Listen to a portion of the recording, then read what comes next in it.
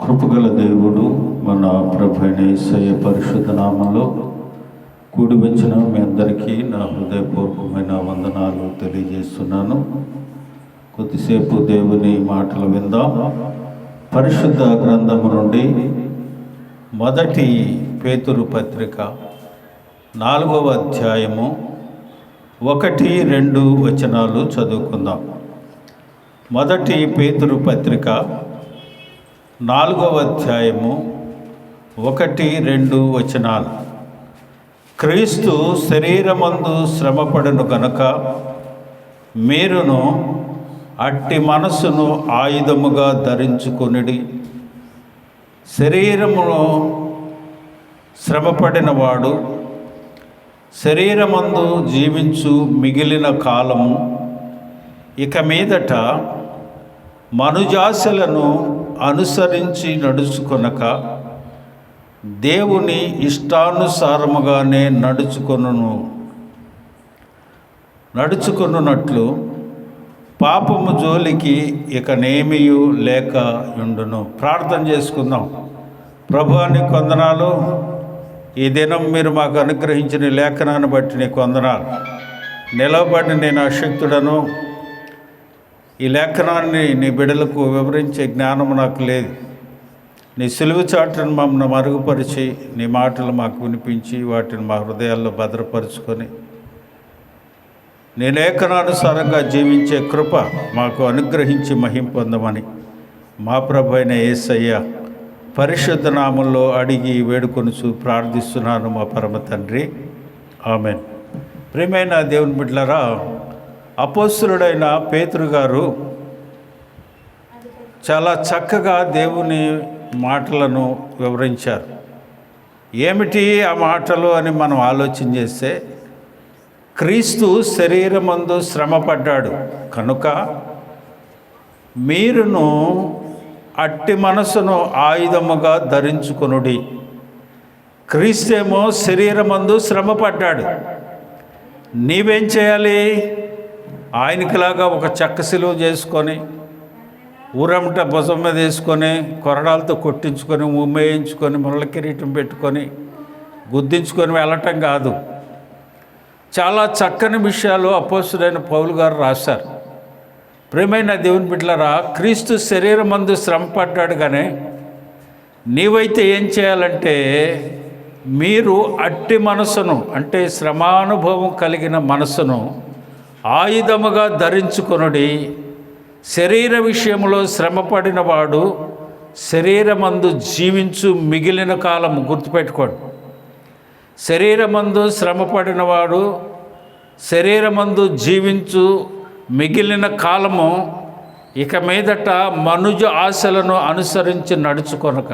చాలా ప్రాముఖ్యమైన విషయాలు. ఒక్కొక్క వాక్యాన్ని ధ్యానం చేసుకుంటూ ఉంటే, ప్రభువా ఇన్ని సత్యాలు మాకు తెలియజేసి ఏదో నామకార్థమైన ఉపవాస పండుగలుగా చేసుకుంటున్నారు, కానీ నీ లేఖనంలో ఉన్న వాటిని అనుసరించి నడిచేవాడు ఏడి?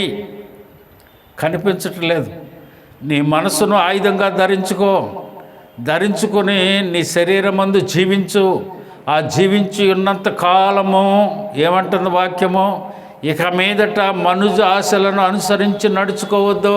హల్లెలూయా చెప్పండి. హల్లెలూయా. ప్రియమైన దేవుని బిడ్డలారా, ఎన్నో విషయాలు ఈ 40 దినాల్లో ప్రభు మనకు నేర్పుతూ ఉన్నాడు. ఈ శరీరాన్ని ధరించుకొని జీవించే మిగిలిన కాలమంతయు మనుజాశలను అనుసరించి నడుచుకోవద్దు. మరి ఎలాగ నడుచుకోవాలి?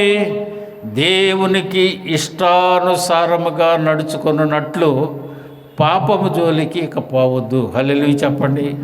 ప్రియమైన దేవుని బిడ్డలారా, 2 చేతులు జోడించి నమస్కరించి చెప్తున్నాను. ఏదో నామకార్థమైన భక్తిలో దేవుని సన్నిధికి రావద్దు. ప్రయోజనం లేని ప్రయాస వ్యర్థం. దేవుని ఇష్టానుసారంగా నడుచుకోకుండా నువ్వు ఎన్ని సంఘాలకు వెళ్ళినా, ఎంత గొప్ప జనంలోకి నువ్వు వెళ్ళినా, దేవుని ఇష్టానుసారంగా నడుచుకోక పాపం జోలికి నువ్వు ఉండకుండా ఉంటే నీకు ప్రయోజనం ఏమి లేదు. అపోస్తలుడైన పేతురు గారు రాస్తూ ఉంటే ఎంత చక్కని మాటలు ఆయన తెలియజేశాడంటే, క్రీస్తు శరీరం మందు శ్రమ పడ్డాడు. అయితే నీవు మనస్సును ఆయుధంగా చేసుకో. శరీరం మందు ఆయన శ్రమ పడ్డాడు కనుక నీవు శరీరం మందు జీవించు కాలమంతయు ఇక మీదట మనుజాసలను అనుసరించి నడుచుకోవద్దు. మనుషుడికి ఏం ఆశ ఉంటుంది చెప్పండి?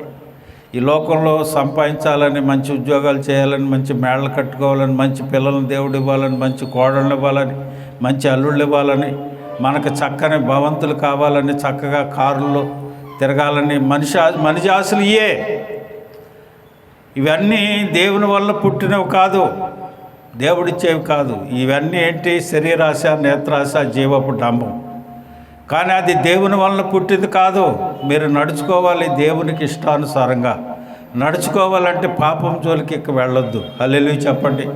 హల్లెలూయా. ప్రియమైన దేవుని బిడ్డలారా, ఒక 5 విషయాలు చెప్పి నేను దేవుని వాక్యాన్ని ముగిస్తాను. ఈ వాక్యం దాదాపు చెప్పాలంటే 2 hours అయినా చెప్పుకోవచ్చు. చక్కగా అంత చక్కని మాటలు దేవుడిచ్చాడు. ఒక 5-10 నిమిషాల్లో దేవుని మాటలు ఒక 5 విషయాలు తెలియజేశాడు. 1 శరీరం మందు, 2 మనసును ఆయుధంగా చేసుకో, 3 మనుజాశలను తీసివేయి, దేవునికి ఇష్టానుసారంగా నడుచుకో, 5 పాపం జోలికిక పో. ఈ 5 విషయాలు చెప్పి ముగిస్తాను. మొదటిగా మనం చూసినట్లయితే శరీరమందు దేవుడు యేసయ్య శ్రమపడ్డాడు కనుక నీవు కూడా శరీరమందు ఏం చేయాలని 2వ కొరింథీ పత్రిక 4వ అధ్యాయము 10వ వచనంలో అపోస్తలుడైన పౌలు కొరింథీయులకు రాసి ఒక చక్కని మాట చెప్తారు. అక్కడ యేసు యొక్క జీవము మా శరీరమందు ప్రత్యక్షపరచబడుటకై, గుర్తుపెట్టుకోండి, యేసు యొక్క జీవము మా శరీరమందు ప్రత్యక్షపరచబడుటకై యేసు యొక్క మరణానుభవమును మా శరీరమందు ఎల్లప్పుడూ వహించుకొని పోవుచున్నాము. హల్లెలూయా చెప్పండి. హల్లెలూయా. ప్రియమైన దేవుని బిడ్డలారా, ఈ రాత్రికాల సమయం ప్రభు మనతో మాట్లాడుతున్నాడు. అయ్యా, యేసు యొక్క జీవం మా శరీరమందు ప్రత్యక్షపరచబడుటకై యేసు యొక్క మరణానుభవమును మా శరీరమందు ఎల్లప్పుడూ, ఆయన మరణానుభవం ఎల్లప్పుడూ మా శరీరమందు వహించుకొని పోవుచున్నాం. అలాగే వెళ్ళాలి. ఒక మాదిరిని దేవుడు మనకు ఉంచిపోయాడు. అందులో నువ్వు వెళ్లకుండా నీ ఇష్టానుసారంగా నడితే కుదరదు. అదే కొలసీ పత్రికలో అపోస్తలుడైన పౌలు గారు అంటాడు 1వ అధ్యాయం 24వ వచనంలో, ఇప్పుడు మీ కొరకు నేను అనుభవించుచున్న శ్రమలయందు సంతోషించుచు సంఘమును ఆయన శరీరము కొరకు క్రీస్తు పడిన పాట్లలో కొదువైన వాటి యందు నా వంతు నా శరీరమందు సంపూర్ణము చేయుచున్నాను. హల్లెలూయా. క్రీస్తు శరీరము శ్రమలలో మీ కొరకు అనుభవించిన శ్రమలందు సంతోషించు సంఘమును ఆయన శరీరం. ఏంటంట? సంఘము అనే ఆయన శరీరం. సంఘము ఆయన శరీరం. ఆయన శరీరము కొరకై క్రీస్తు పడిన పాటలలో కొదువైన వాటి యందు నా వంతు శరీరమందు సంపూర్ణము చేసుకుంటున్నాను. ప్రియమైన దేవుని బిడ్డలారా, ఇవన్నీ నా సొంత మాటలు కాదు, ప్రభువే పరిశుద్ధ గ్రంథంలో వ్రాయించి మన కోసం పెట్టిన మాటలు ఇవి. అలాగున నీవు ఉండాలి. 2వది, మనసును ఆయుధముగా చేసుకోవాలి. ఏంటి ఆయుధంగా చేసుకోవాలి? ఆయుధంగా ఏం చేసుకోవాలి? కొలసీ పత్రిక 3వ అధ్యాయము 12వ వచనాన్ని మనం చదువుకున్నట్లయితే, కొలసీ పత్రిక 3వ అధ్యాయము 12వ వచనం, కాగా దేవుని చేత ఏర్పరచబడిన వారును పరిశుద్ధులను ప్రియులనైన వారికి తగినట్లుగా మీరు జాలిగల మనస్సును, ఏంటంట? ఏమి ఆయుధాలు ఉండాలి నీ దగ్గర? జాలిగల మనస్సు, దయాళత్వము, వినయము, సాత్వికము, దీర్ఘశాంతము ధరించుకున్నాడు. హల్లెలూయా. ఏం ధరించుకున్నాడు? మీ మనస్సును ఆయుధముగా ధరించుకోమన్నాడు. ఆ ఆయుధంలో ఏమున్నాయి? దయాళత్వము, జాలిగల మనస్సు, వినయము, దయాళత్వము, వినయము, సాత్వికము, దీర్ఘశాంతము ధరించుకోవాలి. గుర్తుపెట్టుకోండి, ఈ వాక్యాన్ని మనస్సును ఆయుధంగా చేసుకోవాలంటే ఈ కలిగి ఉండాలి. అప్పుడు మనస్సు నీకు ఆయుధంగా మారుతుంది. నువ్వు చెప్పినట్లు నడుచుకుంటుంది. అది చెప్పినట్లు నువ్వు నడుచుకో. నువ్వు చెప్పినట్లు అది నడుచుకునేటట్టుగా ఆ మనస్సును ఆయుధంగా చేసుకోవాలి.